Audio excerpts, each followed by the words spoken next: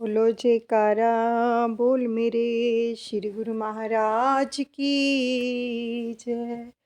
श्री परमहंस दयाल दादा गुरुदेव महाराज की जय। हम श्रवण कर रहे हैं अद्वैतानंद सच्चिदानंद प्रकाश में दादा गुरुदेव जी के इरशाद।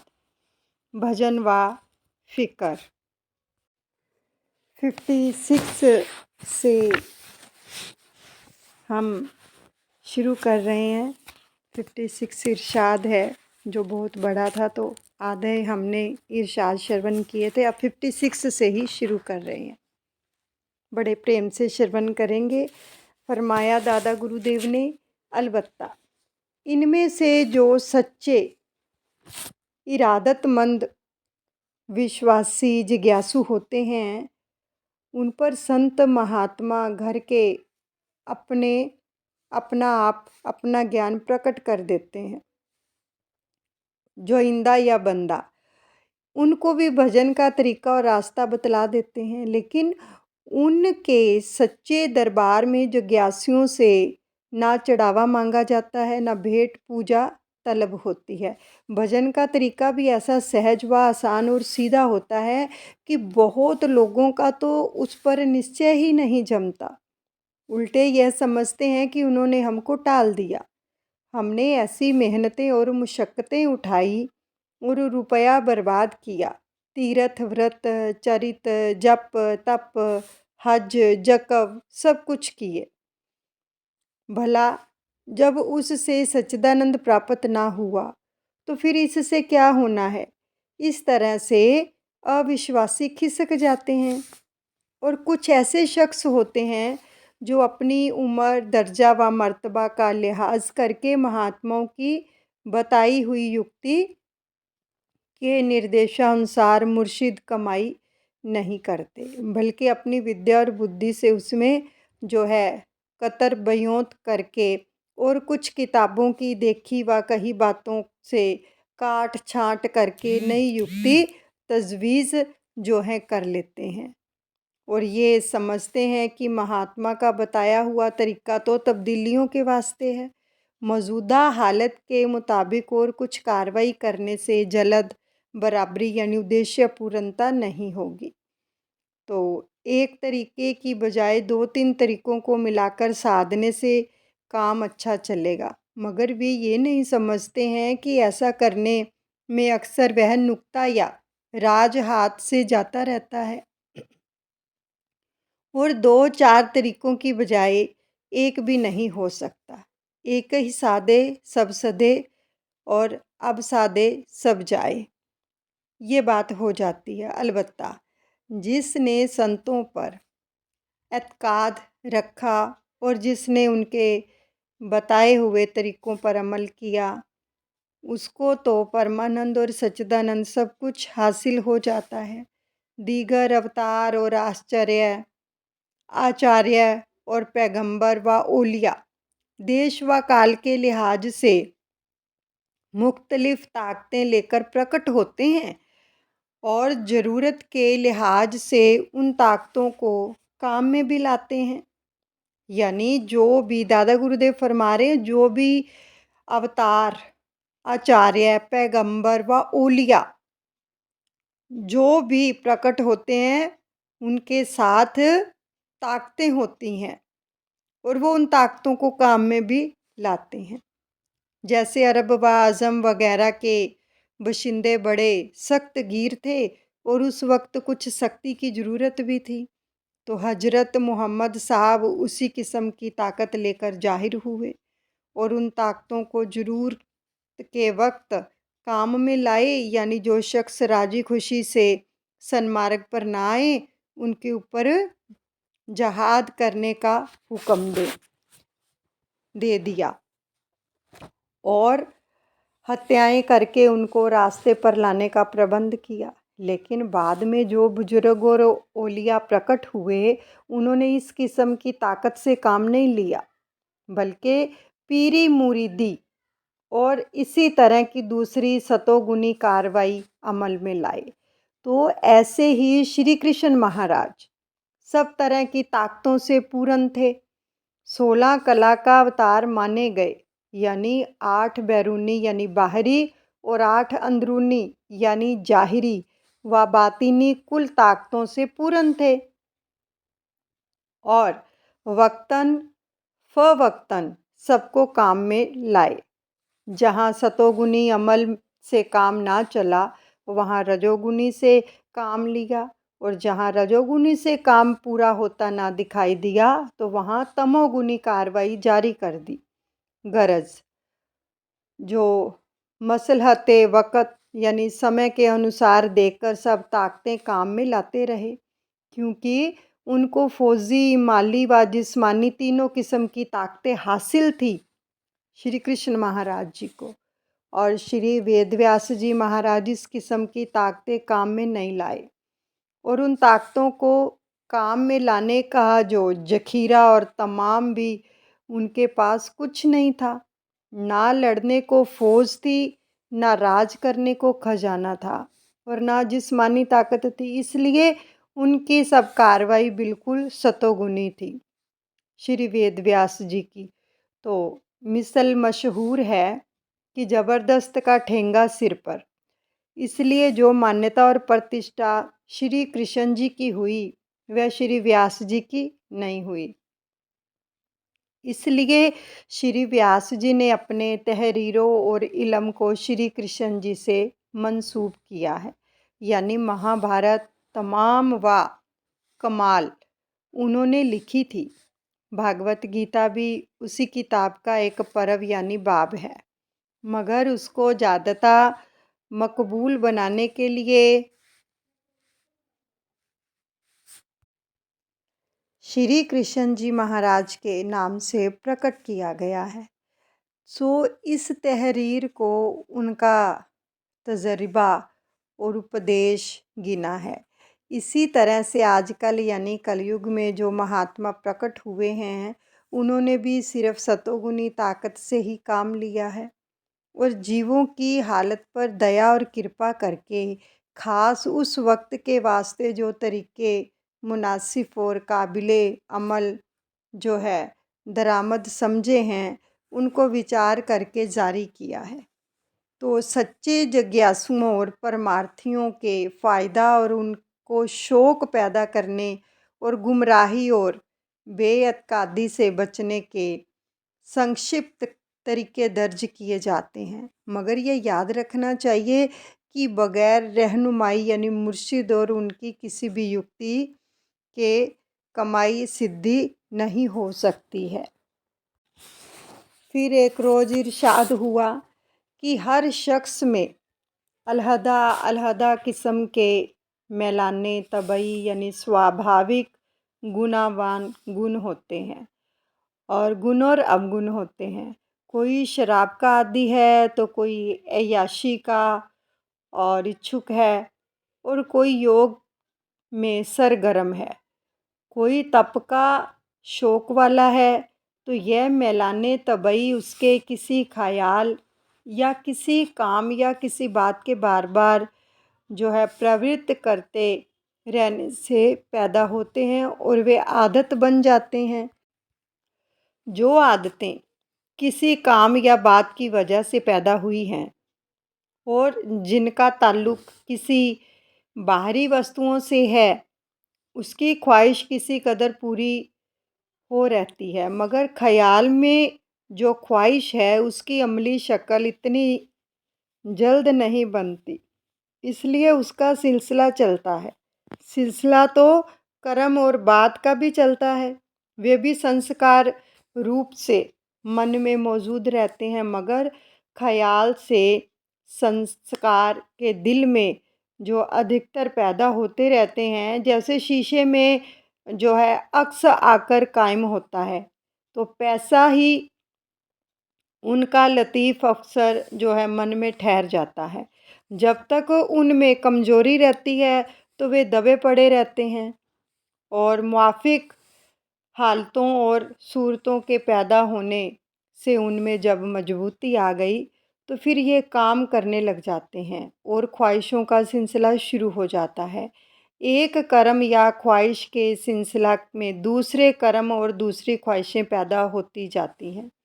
चूँकि ये कर्म और ख्वाहिशें अगले संस्कारों का नतीजा होती हैं, तो इसलिए इस संस्कार का नाम संचित कर्म है। इन ख्वाहिशों के पूरा करने के लिए औज़ार की ज़रूरत भी है, और यह जिस्म व औज़ार हैं कि जब तक इसमें किसी ख्वाहिश या कर्म को पूरा करने की ताकत और लियाकत मौजूद है, तब तक वह रहता है। जब इसमें कमज़ोरी आ गई और वह भोगने में और वह भोगने में असमर्थ हो, तो उसकी तब्दीली की ज़रूरत जो है लाहक होती है। इस तब्दीली को ही मौत या इंतकाल कहते हैं। गोवा, ये ख्वाहिशें मौत व इंतकाल व बंधन का कारण हुई, और इनसे छुटकारा पाना ही असली मुक्ति है। देखने में तो यह बड़ा सहज और आसान काम है, किसी बात की ख्वाहिश ना करी और मुक्ति हुई, मगर दरअसल इससे मुश्किल काम दुनिया में कोई भी नहीं है। इंसान के दिल में सैकड़ों ख्वाहिशें भरी हैं, जब तक वे पूरी ना हो लें, चाहे जब तक उनके पैदा होने के सिलसिले की जड़ ना काट दी जाए, और तब तक मुक्ति का मिलना मुश्किल है। अब देखना है कि दुनिया के साजो सामान या इन जड़ पदार्थों से अपनी ख्वाहिश पूरा करने में हम क्यों असफल रहते हैं। इन साजो सामान से हमारी सब ख्वाहिशें पूरी होकर हमको मुक्ति क्यों नहीं मिलती। इसकी वजह यह है कि आत्मा अमर है, इसलिए इसकी ख्वाहिशें भी दायमी हैं, वह असीम है, इसलिए उसकी ख्वाहिशें भी जो है लामहदूद हैं। जब तक लामहदूद ख्वाहिश का समान ही लामहदूद ना हो, तब तक उसकी आसूदगी कैसे हो सकती है। अब समझो आत्मा भूखा है और यह ब्रह्मांड उसकी थाली है। इसमें बेशुमार किस्म के असबाब महज उसके भोगने के लिए रखे हैं। वह भूख सिर्फ उसके मैदे ही में नहीं है। आँख रूप की भूखी है, नाक गंध की भूखी है, जुबान रस की भूखी है, कान राग के भूखे हैं। इसी तरह तो चार हाथ चार पाँव लिंग वगैरह सबको भूख लगी है। मन इन सबके ख्यालात जज्बात और महसूसात के संस्कार अपने अंदर रख लेता है, और दिल ही दिल के अंदर उनके पूरा करने की ख्वाहिश पैदा होकर भड़कती रहती है। इसी वजह से जिस्म जो इनके भोगने का औजार है, उसके धारण करने को ज़रूरत पड़ती है। इंसान में 11 इंद्रियां बताई गई हैं। 5 कर्म इंद्रियां हैं, 5 ज्ञान इंद्रियां हैं, और 11वां मन है। प्रकृति के 3 गुण सत्व रज तम की वजह से इनमें से हर एक की 3-3 शक्लें हैं। इनमें से हर एक इंद्रिया का जो है इन 3 गुणों से काम रहता है। कभी ये सात्विक, कभी राजसी और कभी तामसी हैं। अगर इन 11 को 3 से गुना दी जाए तो उसकी सूरत 33 किस्म की बनती है। इन 33 किस्म की ख्वाहिशों के सिलसिले में करोड़ों तरह की ख्वाहिशें जो है शमूल हैं। इसलिए अगर 33 करोड़ से ज़रब दी जाए, तादाद 33 करोड़ होगी। चूँकि एक एक ख्वाहिश का पूरा करने वाला एक एक देवता होता है, इसलिए इन देवताओं की तादाद भी 33 करोड़ तक पहुँचेगी।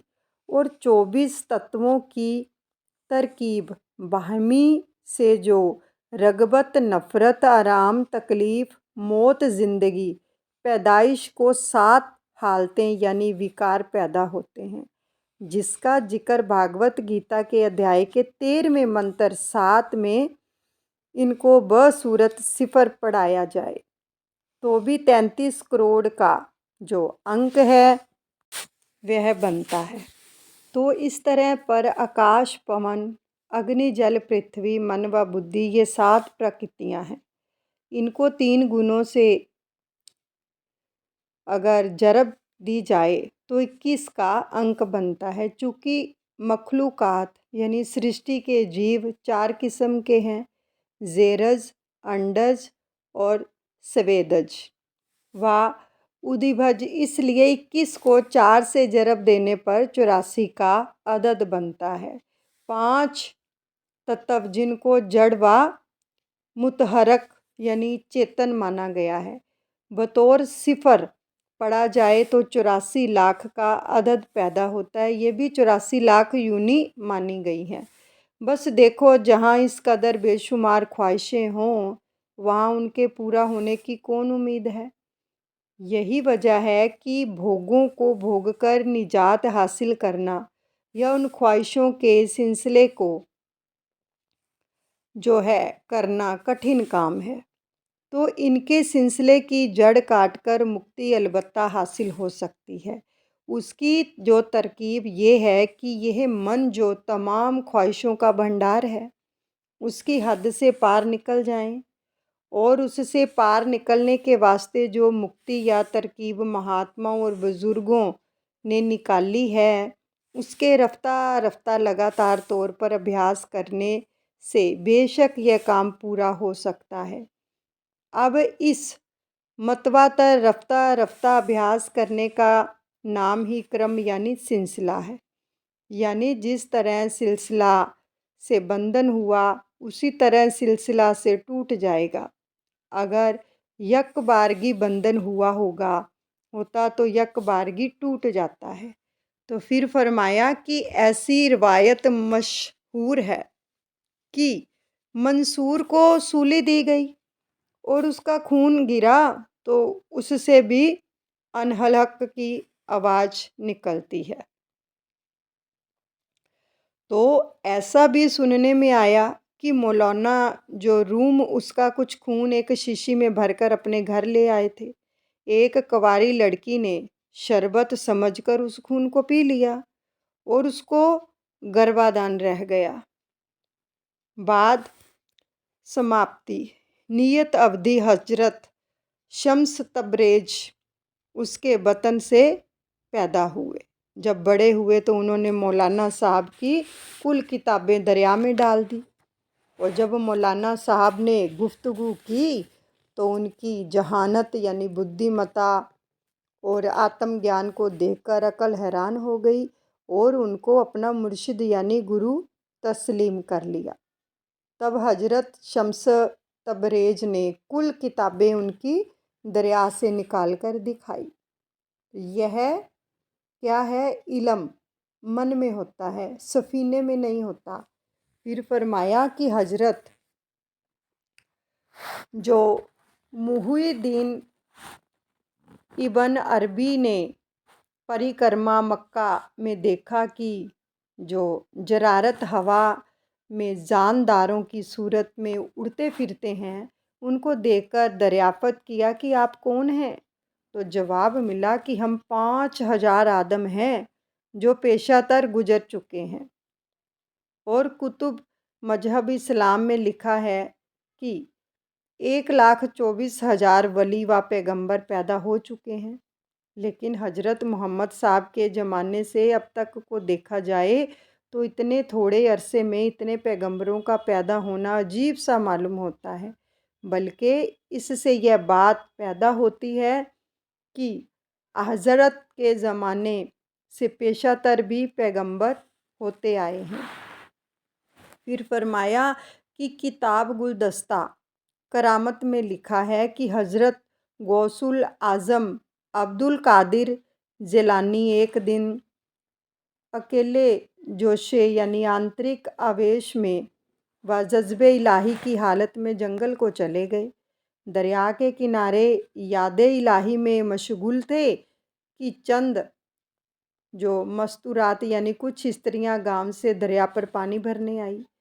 सब तो अपना अपना घड़ा लेकर वापस चली गई, मगर एक बुढ़िया वहीं बैठी रही और एक धाड़े मारकर रोने लगी कि रेगिस्तान और जल जानवरों का पिता भी उसकी विलाप को सुनकर जो था पानी होने लगा।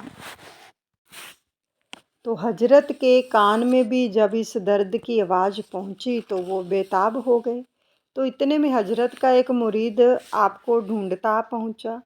उसको दरियाफ़त ज़ियाफ़त हाल के लिए बुढ़िया के पास भेजा और बुढ़िया ने अर्ज़ किया कि अरसा 12 साल का हुआ। मेरा जवान बेटा दरिया पार किसी गांव में शादी करने गया। जब शादी करके मैं दुल्हन और कुल बारातियों के वापस आ रहे थे कि किश्ती इस मुकाम के सामने दरिया में गर्क-काब हो गई। सिवाय मुझ बदनसीब के सब डूब गए। उस लड़के की याद में हर रोज़ यहाँ किसी न किसी बहाने से आती हूँ और रो रो कर अपना कलेजा ठंडा करती हूँ। यह कहकर फिर उस तरह से ज़ारो कतार रोने लगी। जब यह कुल हाल हजरत को जाकर सुनाया तो आपको बड़ा रहम आया और कहला भेजा कि सब्र करो, मगर वह खामोश ना हुई। और तब फिर हजरत ने मुरीद को भेजा कि किसी न किसी तरह उसको खामोश करो, उसका लड़का मिल जाएगा। अब गरज बुढ़िया तो खामोश हो गई और इधर जो हजरत ने दस्ते दुआ उठाया, यानी दस्ते दुआ उठाया कि अपना हाथ उठाया दुआ के लिए, तो मगर एक घड़ी दुआ का असर ज़हूर में ना आया। फिर दुआ की तो उसका भी असर ज़हूर में ना आया। तब हजरत ने बजनाब रब्बानी नाज़े महबूबाना शुरू किए। तो हातिफ़े गैब यानी आकाश से आवाज़ आई कि ए महबूबा, इस कदर देर इस काम में जो है तगाफुल उपेक्षा नहीं, बल्कि राहे हिकमत है कि कारखाना मसीत इज़्ज़दी के सब काम जो है बसहूलियत होते हैं। ताज़ील को इसमें दखल नहीं होता। हम चाहते तो आलमे कायबात को एक लम्हा में पैदा कर देते, मगर फिर भी 12 हिकमत 6 दिन के अरसा में उसका ज़हूर हुआ, ताकि लोग जाने कि अमूर तकदीर में ताज़ील बकार नहीं है, तहसील मतलूब है। अरसा 12 साल का हुआ कि यह किश्ती गरीके बहरे फना हो चुकी है। तुम महबूब की खातिर कुल अज्जाए जुज़ व कुल उनके जमा हुए और हरेक के रगों पोस्त व अस्तब खान जो है मुस्तब होकर रूहे हैवानी उसमें दाखिल हुई।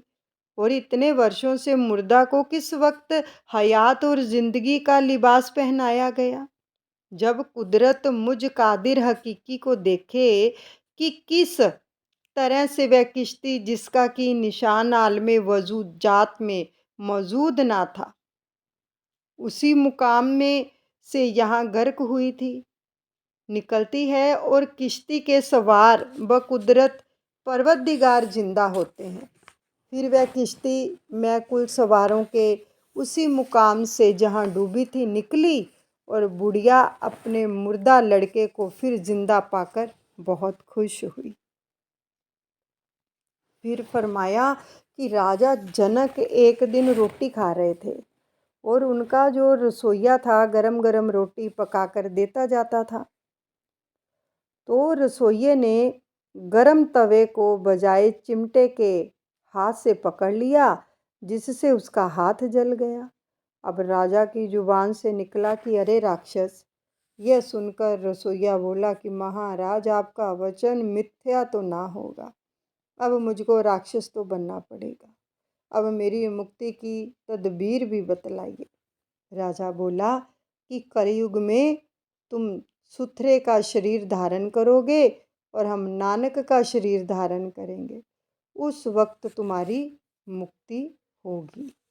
यानी राजा जनक ने नानक का शरीर धारण किया, ये दादा गुरुदेव ने फरमाया। फिर उसकी मुक्ति हुई। फिर इरशाद हुआ कि श्री भाई योगानंद के जो पूर्वले जन्म यानी गृहस्थ आश्रम के पिता पंडित गोकुल चंद जी महाराज बड़े संस्कारी और अच्छी वृत्ति के आदमी थे। उनका स्वभाव ऐसा शांत था कि बुरी भली कैसी भी कोई बात उनसे कह जाए वह हंसकर चुप हो जाते, और बहुत ही अल्पभाषी थे। यानी अल्पभाषी मतलब बहुत कम बोलते थे। एक जगह आसन लगाए चुपचाप बैठे रहते थे। उनकी धर्मपत्नी का स्वभाव बड़ा सख्त था। वह अक्सर पंडित जी को सख्त सुस्त और बुरा भला कहती रहती थी, मगर उनको कुछ परवाह नहीं थी। तो उनके पास सियांग रंग का एक बहुत खूबसूरत बैल था, स्याह रंग का, मगर उनको कुछ परवाह नहीं थी। उनके पास स्याह रंग का एक बहुत सुंदर जो बैल था, तो इत्फाकन उसका पैर टूट गया और परवरिश के लिहाज से उसको माड़ी के बाज़ार में बिठला दिया था। तो वह बाज़ार में पड़ा रहता और ख़ुद पंडित जी महाराज उसको देखने जो थे बाज़ार में जाते। अब पंडित जी ने बहुत अरसा पेशातर से कह दिया था कि फलां दिन को फलां वक्त हम शरीर त्यागेंगे, और फिर यह भी कहा था कि जब यह बैल मरेगा हम मरेंगे, या जब हम मरेंगे उस वक्त यह बैल भी मर जाएगा। और वैसा ही हुआ कि एक दिन बैल मर गया और लोगों ने पंडित जी से उसकी खबर नहीं की। मगर जब एक आदमी उनसे मिलने गया तो उन्होंने पूछा कि क्यों जी, आज वह बैल मर गया? उसने जवाब दिया कि हाँ महाराज, मर गया। फिर आपने फरमाया कि अब हम भी चोला त्यागते हैं, और यह कहकर उसी वक्त शरीर जो था बरत गया। फिर फरमाया कि भला बड़ा रियासत जयपुर में किसी रईस के एक हस्तनी थी, तो उसको एक बैल से ऐसा ताल्लुक़ था कि अपने मालिक से रोटी बचाकर रख छोड़ती थी, और जब वह बैल वहाँ से गुजरता था तो उसको खिला देती थी। तो उसके मालिक और महावत ने कई मर्तबा उसको मारा और बड़ी जो थे निगहबानी करी। ताहम जब उनकी निगाह बचती वह पैर के तले रोटी दबा रखती और उस बैल को खिला देती। अब बच्चे अक्सर उस बैल को कन्नू के नाम से कहकर छेड़ते थे, मगर जब कभी उस हस्तनी के सामने कोई यह नाम लेता तो बड़ी गुस्सा होकर मारने दौड़ती। तो एक दफ़ा उसने इसी बात पर एक छोटे बच्चे को चीरकर फेंक दिया। जब वह बैल मर गया तो हस्तनी भी बीमार हो गई।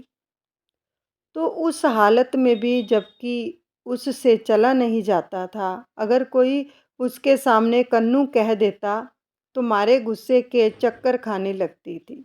आखिरकार कुछ अरसा बाद वह भी मर गई। इससे पिछले यानी पूर्व जन्म के ताल्लुकात का कुछ पता चला है। यहीं पर हम विश्राम देते हैं। हमने 63 तक श्रवण किए। 57 सेंटर से 63 तक जो हमने इरशाद श्रवण किए हैं। दादा गुरुदेव जी के चरणों में सब अर्पण करते हैं, अनुचित क्षमा करें। बोलो जयकारा बोल मेरे श्री गुरु महाराज की जय। श्री परमहंस दयाल दादा गुरुदेव महाराज की जय।